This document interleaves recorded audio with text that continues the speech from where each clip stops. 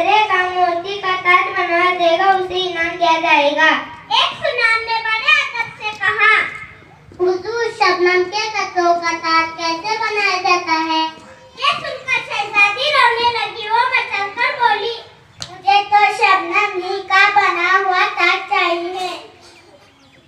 तब एक बूढ़ा सुनार बोला, शहजादी साहिबा आप बाद में चलकर मुझे शबनम के कतरे दिखा दीजिए, मैं आपके लिए ताज बना दूंगा। शहजादी खुश सुनार के साथ बाग में गई। उसने देखा तो शबनम के कतरे खूब चमक रहे हैं।